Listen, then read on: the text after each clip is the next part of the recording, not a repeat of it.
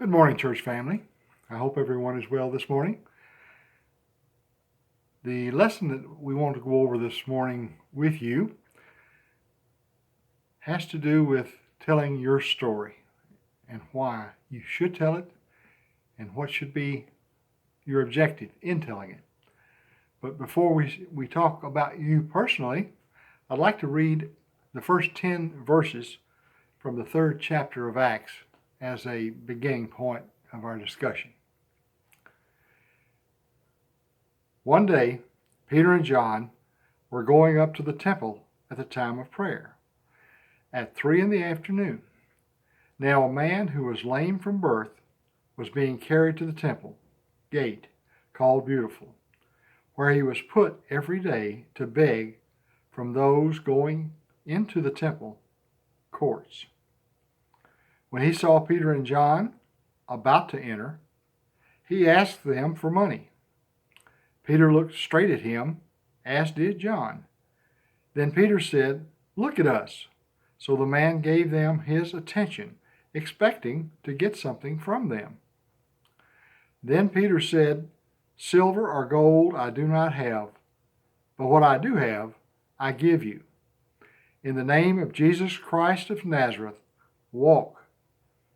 Taking him by the right hand, he helped him up, and instantly the man's feet and ankles became strong. He jumped to his feet and began to walk. Then he went with them into the temple courts, walking and jumping and praising God. When all the people saw him walking and praising God, they recognized him as the same man who used to sit and begging at the temple gate called Beautiful, and they were filled with wonder and amazement at what had happened to him. He had an interesting story to tell. He had been brought to the gate Beautiful in front of the temple every day by someone else. He didn't have the ability to walk, and he didn't have the ability to work and earn a living. So he just begged money.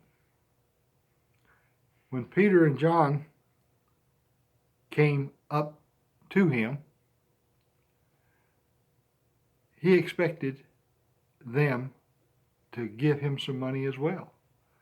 That's what he was looking for, was a few coins to get him through the day. And Peter responded to his request by saying that we don't have, or I don't have, any silver and gold to give you, but what I do have, I will freely give you. And then at that point, he performed what we would call a miracle. And he restored to him his ability to walk. His feet and legs, his ankles were restored. He was able to get up and walk. And notice when he was able to do that, how he reacted to it. He said he started jumping and praising God. That was his story. He went into the temple, and the fact that the people knew him and knew what his history was, and the fact that he was excited and he was jumping and praising God, was a lesson to those people. You know, as we go through our lives, we have times where things maybe get us down, and other times where things really excite us and reward us in various ways. We have been blessed beyond measure. We have the greatest story to be told. Jesus has sacrificed his life, his blood, that we might have life. So of all peoples, we should be jumping and singing and rejoicing, if not physically, at least internally. We should be excited.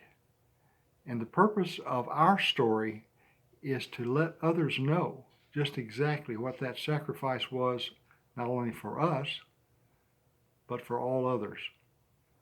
And it's through that story that we should be bringing others to Christ. That's our mission. I pray that today that you have a good opportunity to tell your story. I would encourage you to read this entire chapter and be prepared to reach out to others and tell them exactly what your story is. And I hope you have a wonderful day.